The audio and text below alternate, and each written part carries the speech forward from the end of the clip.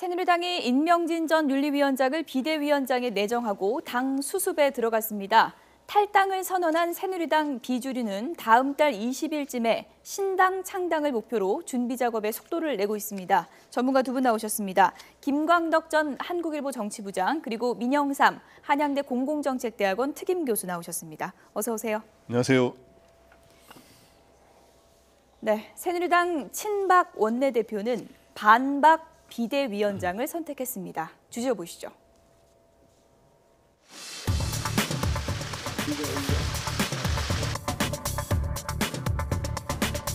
혁명적 수준의 새누리당 혁신을 통해 보수 혁신과 대통합의 절제절명의 과제를 이룰 비상대책위원장으로 임명진 전 당 윤리위원장님을 모시려 합니다.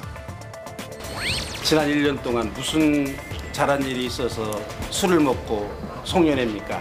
국민들이 원하는 그런 새누리당의 모습을 낼 수 있도록 그렇게 온 힘을 다해서 고칠 것은 고치고 바꿀 것은 바꾸고, 제가 택시 타고 오는데 택시 기사가 어디 가느냐 그래서 새누리당 사간다 그랬더니 다 망원당 왜 가시려고 못 들어갔습니까? 그래서 조문으로 갑니다. 네, 그렇게 얘기를 했습니다.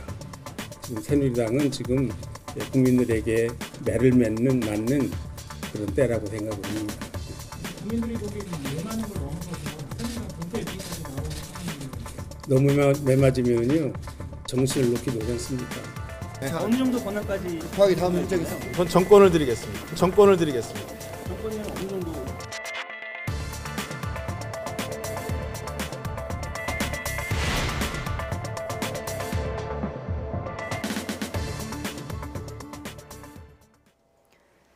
임명진 비대위원장 카드, 저승사자가 돌아온 겁니까? 네, 저승사자가 돌아온 층으로 볼 수 있죠. 예. 그래서 이 저승사자지만 이 당은 해체하면서 다시 살리겠다 하는 의지를 갖게 된 겁니다. 그래서 근데 이제 일단 느낄 수 있는 게 뭐냐하면 예. 옛날에 이제 총선 때 더민주가 김종인 대표를 영입해가지고 예. 소위 김종인 대표가 저승사자 역할을 하지 않았습니까? 많은 사람들을 공천 탈락시키고 예. 이렇게 하면서 당을 살려냈는데. 이번은 좀 성격이 다릅니다만 대선을 앞두고 임명진 위원장 목사를 비대위원장으로 해가지고 과연 그런 역할을 김종인 같은 역할을 해낼 수 있느냐 예. 이런 건데 아까 여기도 조문하러 간다라는 말은 저는 이렇게 들었습니다. 그러니까 이제 지금 현재 이 새누리당의 개혁의 목표가 뭐냐 하면 예. 저도 어저께 정우택 원내대표하고도 저도 통화한 적이 있습니다만은 예. 기본적으로 당의 이 완전한 혁신과 쇄신, 아까 혁명적인 변화라 그랬는데 그런 게 없으면 이 비박신당과의 경쟁에서 밀릴 수밖에 없다. 그렇기 때문에 이 박근혜 당을 완전히 탈색하겠다고 하는 생각을 갖고 있는 것 같더라고요, 보니까. 네. 그래서 이 임명진 목사는 와서 당을 사실상 해체 수준으로 해서 당을 재창당하는 그런 역할을 하기 때문에 소위 본인의 하는 역할도 결국에는 일일이 사람들 공천 탈락은 아니더라도 저승사장, 이 새누리당을 다시 해체하고 다시 예. 살리는 그런 저승사자 역할을 하게 될 거로 보입니다. 비박을 넘어 반박이라고 불리는데 궁금합니다. 정우택 원내대표가 꺼내든 카드가 친박과 사전에 좀 상의가 된 걸까요? 글쎄요. 이제 아무래도 친박과 상의한다고 그러면 이제 박근혜 대통령과 결국에는 예. 상의를 해야 된다는 얘기인데, 이 분위기로 봐서는 임명진 목사님의 성품이나 여러 가지 이력으로 봤을 때는 박근혜 대통령하고 상의를 안 했기 때문에 예. 이렇게 낸 카드가 아닌가 이런 생각이 들고요. 그다음에 이제 전권을 준다고 그랬는데, 그럼 네. 왜 유승민 의원한테는 전권을 안 줬느냐? 결국에는 당내 세력 있는 당내 인사이기 때문에 못 주는 예. 거고 외부 손님이죠. 그래서 제가 보기에는 전권을 주긴 주되 친박 권력을 숨어 있는 1cm는 남겨놓고 주지 않느냐 이렇게 예. 봅니다. 그러니까 유승민 의원 같은 경우에는 저승사자보다 더 두려웠다는 얘기가 되는 건가요? 아 그렇죠. 유승민 예. 의원은 결국에는 완전히 친박을 갖다가 다 이렇게 갈아엎을 수 있는 예. 그런 당내 세력이 있기 때문에 좀 두려움이 있었지 않나 이렇게 보입니다. 네, 어쨌든 임명진 내정자 오늘 기자들 앞에서 국민이 원하면 다 바꾸겠다라면서 강도 높은 개혁을 예고했습니다. 들어보시죠. 비대위원장으로 오셔서 가장 먼저 해야 할 일은 뭐라고 생각하십니까? 이완영 의원을 불러들이는 거라고 생각합니다. 이완영 의원은 더 이상 특조 의원으로 활동하기에 부적합하다고 생각합니다. 윤리위원회 해부해서 응분의 책임을 바꿔줘야 된다고 생각합니다. 27일 날 비주류에서 탈당하겠다고 선언했는데 이게 나눠지면 안 되죠. 같이 해야죠. 저는 기본적으로 그런 생각을 가지고 있습니다. 나눠질 이유가 없잖아요. 직접적인 계기가 된 거는 원내대표 선거에 졌다. 비대위원장 이 사람인데 안 받았다. 그거 아니겠어요? 그게 분당의 이유가 됩니까? 만약 이게 분열이 되면 그 일 때문에 분열이 됐다. 그건 모든 국민들이 아마 납득하기가 상당히 어려우리라고 저는 생각합니다. 새누리당이 언제 야권이 인정해서 존재했습니까? 정당법에 의해서 등록하면 정당 아닌가요? 그리고 그 정당에서 대표를 뽑으면 대표 아닌가요? 언제 야당에게 정당의 대표를 인정하라 마라 하는 권한을 줬나요? 어쨌든 국민이 원하는 건 다 하겠다. 강도 높게 나는 개혁하고 다 바꾸겠다라고 얘기를 했는데 구체적으로 어떻게 바꾼다는 얘기일까요? 네, 그래서 저도 어저께 취재를 해보니까 예. 새누리당을 완전히 바꾸겠다고는 하더라고요. 보니까. 근데 이제 가장 핵심의 고민거리는 뭐냐 하면 예. 지금 윤리위에서 거론되다가 지금 일단 업무가 중지된 박근혜 대통령을 과연 출당시킬 수 있느냐 하는 예. 게. 근데 오늘은 굉장히 신중하게 언급했어요. 아. 오늘은 그게 이제 비록 윤리가 결정돼도 예. 이제 그 위에 최고위원회에서도 다 의결을 거쳐야 되기 때문에 하면서 신중하게 하는데 그 또 하나는 그러니까 그 문제는 일단은 전국익의 소위 인준을 받기 전까지는 언급을 좀 약간의 수위를 조절을 할 것 같습니다. 그래서 언젠가는 박 대통령 출당 문제를 어떻게 정리하느냐 이게 이제 과제고 예. 또 하나는 친박 핵심 인사의 이선 퇴진 문제는 본인들이 스스로 결정해야 된다라고 오늘 이야기했거든요. 예. 근데 이거를 어느 수위로 하느냐? 제가 보기에 근데 이제 어저께 임명하는 과정에서 정우택 원내대표는 제가 보기에 대통령하고는 상의를 안 했지만 친박 핵심 인사들이 아마 동의한 거로 보입니다. 제가 예. 보기에. 그래서 이 갈등의 또 축에 있지는 않았었기 때문에 예. 그 해가지고 이선을 당을 출당시키지 않은 범위 내에서 최대한도로 이선 후퇴시키는 이 최경환 그다음에 이 서청원 의원 등 핵심 인사들을 그런 식으로 하는 걸 할 것 같고 나머지에서는 아주 진짜 정권을 주는 것 같습니다. 그러니까 정책적으로 완전한 변화. 예. 안보에서의 보수 외에는 모든 걸 다 받아들여도 좋다. 지금 개혁 보수 신당이라고 비박계가 나가면서 예. 상당히 복지 정책이라든가 이런 거를 많이 한다 그러는데 이런 거에 대해서는 야당 이상으로 할 각오를 하고 있더라고요. 보니까 지금 예. 제가 들은 거로는. 그리고 대선 주자 경쟁을 있는 사람을 다 끌어들여서 조기에 대선 주자 경쟁을 시키겠다는 생각을 갖고 있고요. 하여튼 이런 예. 나름대로의 구상을 갖고 그런데 있습니다. 청사진은 좋은데 이미 분당 열차 올라타겠다고 기자회견까지 한 비박이 과연 당에 남을까 의문점이 드는데요. 당에 남을 예. 확률은 뭐 거의 없다고 봅니다. 네. 그런데 이제 단지 그 반기문 총장 귀국 이후에 2차, 3차 탈당할 수 있는 예. 확 커질 수 있는 그런 그 가능성을 좀 더 이게 낮췄다고는 예. 그런 효과는 있으리라고 봅니다만은 예. 당장에 그 탈당을 결행하기로 국민을 다 이미 선언해버린 그 34명의 탈당을 막기에는 좀 시기가 너무 늦었지 않았느냐 이렇게 예. 봅니다. 조금 전에 이제 박근혜 대통령 뭐 출당 얘기도 하셨는데 임명진 목사 하면 네. 반박 인사라고 불릴 정도로 박근혜 대통령에 대해서 쓴소리를 많이 하신 분 아닙니까? 근데 대표적인 반박 예. 인사죠. 그러니까 원래 이제 70년대 이분을 이제 우리가 볼 때는 70년대 노동 현장에서 도시 산업 선교회 활동을 하지 않았습니까? 그러면서 예. 이제 소위 민주화 운동을 하고 그다음에 노동 운동을 지원하고 인권 운동을 했는데 그 당시에는 김영삼 전 대통령하고 조금 양김씨 중에는 김영삼 전 대통령하고 조금 가까웠어요. 예. 그러면서 이제 새누리당하고 인연을 맺게 된 셈인데 그 이후에 친박 비박이 아니 친박과 친이계가 싸울 때 예. 친이계에 오히려 좀 가까운 이런 입장을 보였어요. 그래서 지난 2007년 경선 때 그 소위 말해서 그때 검증하는 과정에서 박근혜 당시 후보를 상대로 당시에는 이제 이민박 후보가 되지 않았습니까? 예. 그때 박근혜 후보를 상대로 굉장히 날카로운 네. 옛날 최태민과의 관계라든가 이런 거를 질문을 해서 대표적인 반박 인사로 알려져 예. 있죠 지금. 예. 지금 언급해 주신 지난 2007년의 그 청문회 당시의 영상을 보면 왜 임명진 목사가 대표적인 반박 인사가 됐는지 알 수 있을 것 같습니다. 그 당시의 청문회 내용을 좀 다시 한번 보시죠. 대통령이 나에게 지시한 내용은 세 가지였다. 최태민을 거세하고 향후 근혜와 청와대 주변에 얼씬도 못하게 하라. 구국봉사단 관련 단체는 모두 해체하라 하였다고 적고 있다. 이것이 보도된 비망록 보도된 내용입니다. 박 후보께서는 아직도 이때 박 대통령께서 하신 말씀, 아버지께서 하신 말씀, 판단을 잘못하셔서 그런 말씀을 하셨다고 생각하시는가? 거세를 하라 뭐 이런 표현을 쓰셨는데 그것을 왜 그 대검도 있고 중정도 있고 다른 기관도 있는데 한 비서관한테 그런 지시를 하셨는가 하는 게 좀 이해가 안 되고요. 또 구국봉사단을 해체해라 이렇게 지시하시는 것도 이 비서관이 그렇게 하고자 하시고 할 일이 아닙니다. 그런 입장에 있을 그 사람이 아닌데 왜 여기다가 지시를 하셨는지 모르겠고, 그 아버지가 구국봉사단 활동하는 거 다 알고 계셨고 그거에 대해서 그 격려도 해주셨고 그랬는데 왜 이런 지시를 선우련 씨한테 내리셨는가? 이거는 뭔가 그 비망론 자체가 좀 이상하다 그런 생각이 듭니다. 2007년이니까 지금 10년 정도 전에 박근혜 대통령 모습인데 좀 묘한 감정이 드네요. 네, 굉장히 그 젊었을 때 예. 이게 대비되는 모습이죠, 요즘하고는. 그런데 우선 이제 임명진 목사 같은 경우에는 그 2대에 걸쳐서 예. 이 박근혜 대통령과 좀 악연이라고 할까요?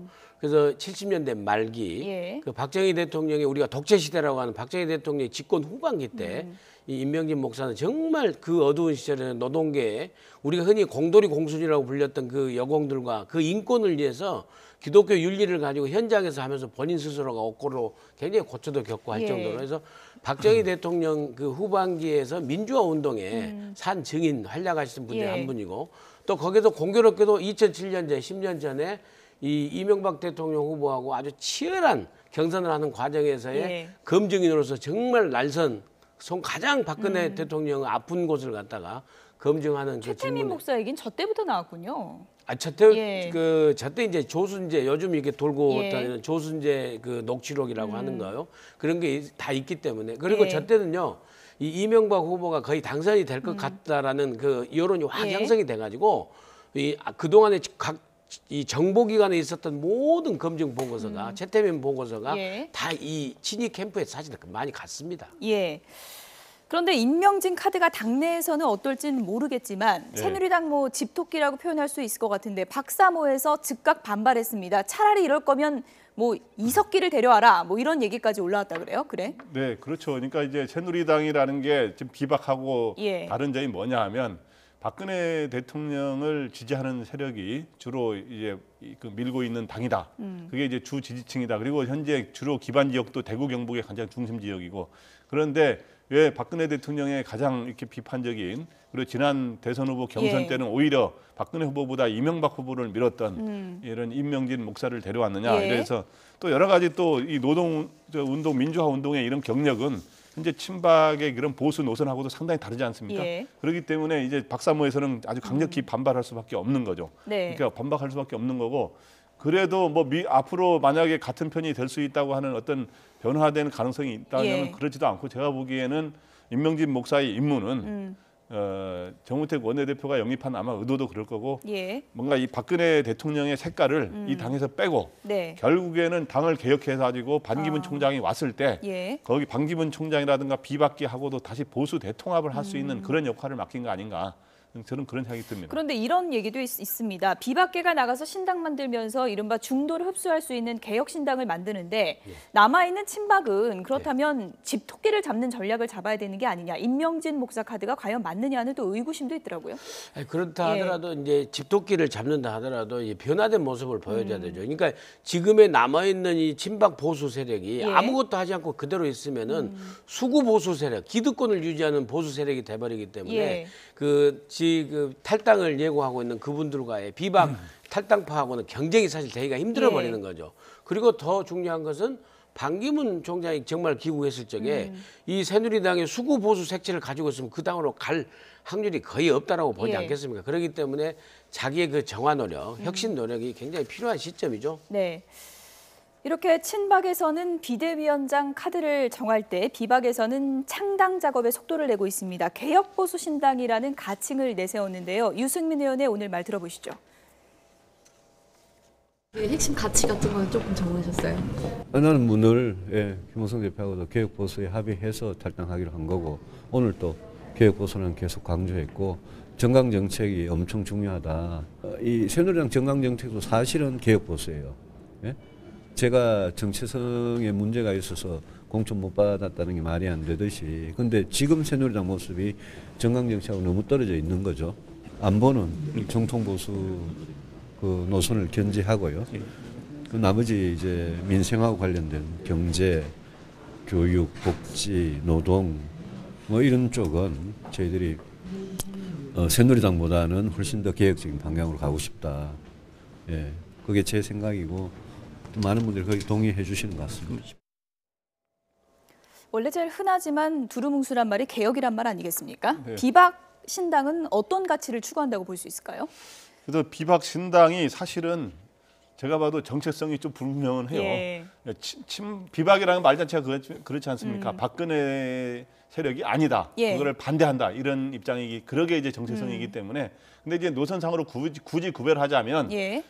이제 소위 비박은 이 새누리당을 가짜 보수라 그러고 자기는 네. 진짜 보수라 그러는데 가짜 보수라는 게 뭐냐면 너무 수구 보수 아니냐 이런 주장이고 자기네들은 중도 보수 이제 중도 세력하고도 손잡는 예. 중도 보수가 되겠다. 어느 정도 좀 좌클릭하겠다는 얘기겠죠? 예, 그래서 예. 기존의 새누리당보다는 좀 좌클릭, 예. 좀 오히려 중도로 가자 이런 건데 안보는 보수로 하되 경제 정치라든가 이런 거는 상당히 좀 중도적으로 가보겠다 이런 건데, 근데 문제는 새누리당이 지금 수구 보수로 규정을 하고 있습니다. 하려고 예. 하고 있습니다만은 새누리당에 하여튼 제가 어저께 임명진 이 비대위원장 데려오는 거를 한 것 관련해서 새누리당이 앞으로 어떻게 정치적으로 바뀌느냐를 제가 예. 물어봤어요. 예. 물어봤더니 지금 이 비박이 하는 거하고 차이가 없더라고요. 보니까 안보만 철저하게 보수를 하고 사드 예. 배치 같은 거는 그대로 밀고 나가되 예. 나머지는 확실하게 이 양극화 문제라든가 일자리 문제 이런 걸 해결해서 복지 예. 정책을 강화하면서 비박보다도 더 중도 혁신으로 가겠다라는 생각을 말을 그렇게 하더라고요. 그런데 이제 모일 때는 뜻을 모아서 합치는데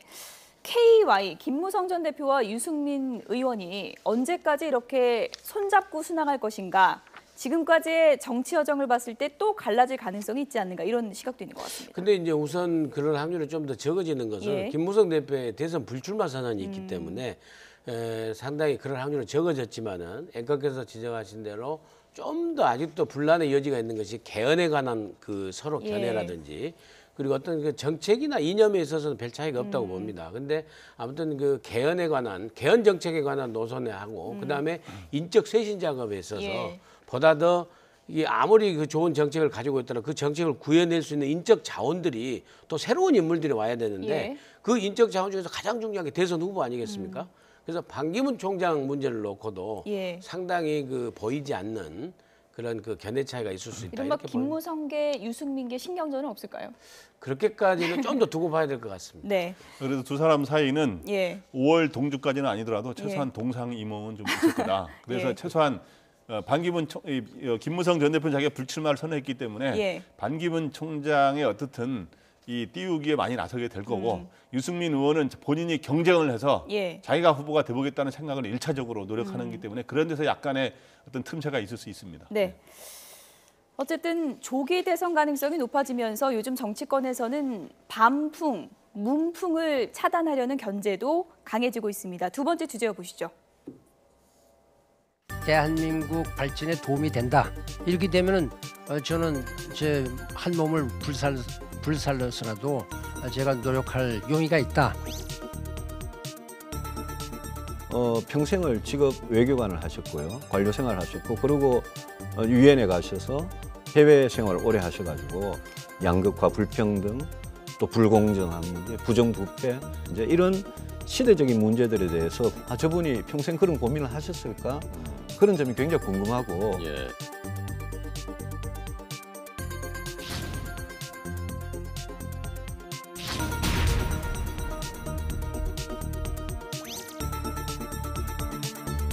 예비 내각을 만든다고 합니다. 대통령이 당선되면은 북한부터 먼저 가겠다. 헌재에서 인용이 안 되면은 혁명을 해야겠다.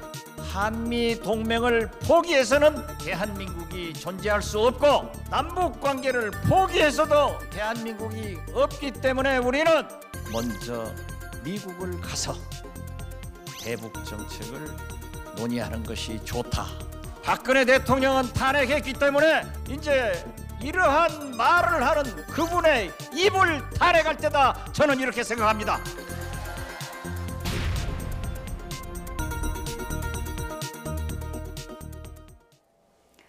네, 대선이 좀 일찍 치러진다고 하니까 입도 점차 거칠어지고 있는 것 같습니다. 유승민 의원이 반기문 사무총장을 견제하는 듯한 발언을 오늘 했는데요. 예, 그렇죠. 예. 아무리 봐도 참 그 유승민 의원이 약간 우회적으로 이렇게 예. 디스한다고나 할까요?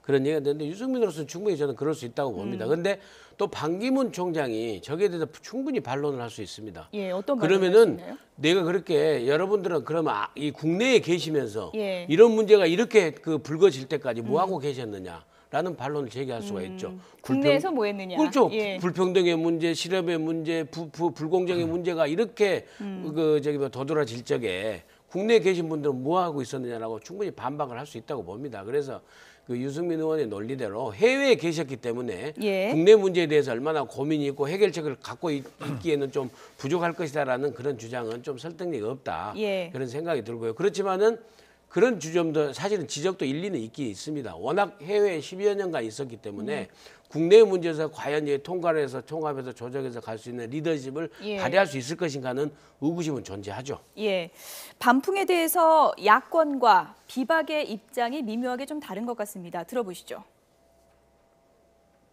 반기문 유엔 사무총장께서 이 한 몸 불사르겠다라고 하셨다 합니다. 적어도 고국의 촛불 민심 앞에서 함부로 이렇게 말씀하시는 것은 적절치 않다 생각합니다. 반 총장께서는 불과 몇 달 전만 하더라도 친박 세력의 반기문 대망론에 이런 부패의 기득권 연장에 손 들어주시면서 의기양양해 하시던 분 아니었습니까? 적어도 한 나라의 지도자가 되고자 한다면 고국의 촛불 민심이 무엇을 바라는지 성찰부터 하는 것이 고국 사랑이다 하는 것을 충언드립니다.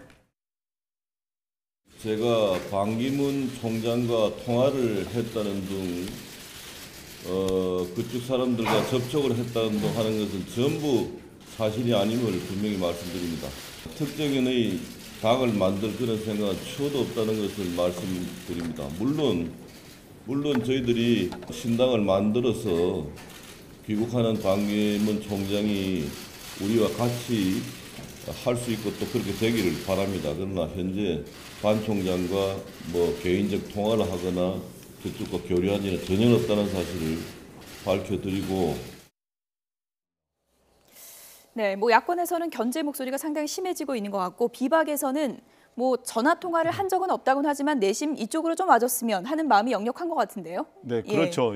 근데 이제 비박에서도 아까 김무성 전 대표와 유승민 의원의 입장차가 좀 드러나고 있잖아요. 그래서 어떻든 이 탄핵 열차에 한번 반기문 총장은 아니지만 함께 탔던 사람들이 조기 대선 열차로 이제 바꿔 타면서 이제 서로에게 이제 목소리를 뒤에서 딴소리를 하는 그런 상황이 됐는데 일단 이제 반기문 총장이 이제 지금 유승민 의원으로부터 다른 소리를 듣고 있지 않습니까? 당연히 문재인 전 대표라든가 추미애 의원한테 듣는 거야 뭐 그렇다 치고 그렇기 때문에 반기문 총장이 아마 진로에 대해서 굉장히 고심을 할 겁니다. 왜 그러냐면 지금 비박과 바로 손을 잡게 되면 지금 유승민 의원하고 대선 후보 경쟁을 해야 되지 않습니까? 유승민 의원이라든가 원희룡 의원, 원희룡 지사, 오세훈 전 시장 등하고 경쟁을 하게 되면 거기는 바로 현역 의원들을 데리고 있는데 반기문 총장은 자기 직계 현역 의원이 없지 않습니까? 그래서 오히려 지금 현재 또 새누리당도 변문신을 하고 있기 때문에 거기에다가 제3지대 손학규 전 대표라든가 이런 사람들하고 자기가 독자 정치 세력화를 한 뒤에 여러 세력들하고 함께 손을 잡거나 경쟁하는 구도로 하는 그런 전략을 펼 거로 보입니다. 김무성 전 대표는 뭐 킹메이커를 자처하겠다 이런 얘기를 했는데 지금 손에 쥐고 있는 카드가 뭐 좀 앞서가는 얘기긴 하지만 유승민 카드와 반기문 카드를 생각해 볼 수 있지 않겠습니까? 그렇죠. 어느 쪽이 더 가능성이 높을까요? 그런데 이제 김무성 대표, 전 대표 같은 경우에는 이제 분권형 개헌을 염두에 두고 있기 때문에 결국에 파트너십으로 보기에는 외교 안보 리더십에 있어서 확실한 차별성을 갖고 있는 반기문 총장 같은 경우가 또 지역적으로 충청을 기반으로 하고 있기 때문에 본인은 부산, 경남을 기반으로 하고 있고 그렇기 때문에 상당히 반기문 총장이 훨씬 더 파트너십으로 좋다라고 판단할 수 있다. 이런 생각은 듭니다. 그렇지만은 반기문 총장이 그렇게 쉽게 누구를 갖다 김무성 대표가 있는 또 유승민 같이 있는 저 비박신당이 쉽게 오리라고는 지금 이렇게 판단할 수 없는 그런 상황이죠. 어쨌든 대선 막판 가면 뭐 양강 구도가 될 텐데 문재인 전 대표 입장에서는 유승민, 반기문 누가 더 어려운 카드일까요? 반기문 총장이 훨씬 더 어려운 카드가 될 수가 있는 거죠. 그러니까 반기문 총장이 지금 갖고 있는 것은요. 이 문재인 전 대표보다 훨씬 지지율이 지금 1, 2위를 왔다 갔다 하는 것 그렇죠. 같아요. 이제 오차범위내에서 하게 되는데 1위를 어찌됐건 탈환을 했습니다. 예. 그런데 반기문 총장 같은 경우는 지금 현재 보면은요. 이 지역적으로는 충청권을 확실하게 갖고 있다고 볼 수가 있고요. 이념적으로 문재인 전 대표보다는 중도층의 확장성을 가질 확률이 훨씬 더 높고요. 예. 더더구나 정책적인 측면에서는 개헌을 고리로 해가지고 호남의 안철수 세력과 합쳐지면서 손학규 대표까지 이 개헌 고리연대로 갖다가 합쳐질 경우에는 예. 의외로 문재인 전 대표 측이 고립될 수도 있다. 예. 그래서 제가 볼 때는 오늘 국민의당에서 개헌을 당론으로 채택한 이 부분이 앞으로 이 전국 그 방향에 있어서 예사롭지 않은 예. 그런 상황이다. 저는 그렇게 봅니다. 유승민 의원 같은 경우에는 뭐 굉장히 좀 화제도 많이 되고 상승세긴 한 것 같은데 지지율 면에서는 좀 아직 성적표가 잘 안 나오는 것 같아요.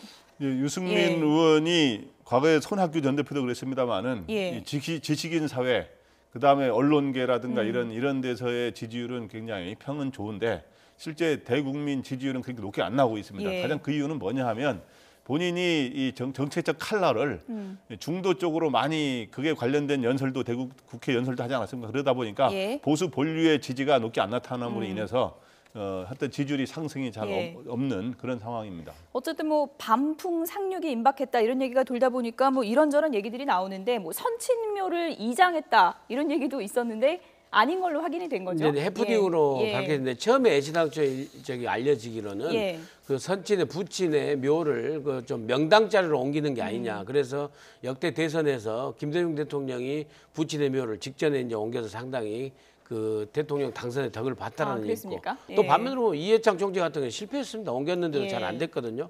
근데 결국에는 풍수지리와 관련돼 가지고 역시 그 선거 때가 된 모양이다라고 얘기가 있는데 그 정치 내에서 그게 아니라고 해서 해프닝으로 밝혀졌습니다. 네. 저기 잠깐 설명을 하자면 예. 저게 언론 보도가 왜 잘못됐느냐? 예.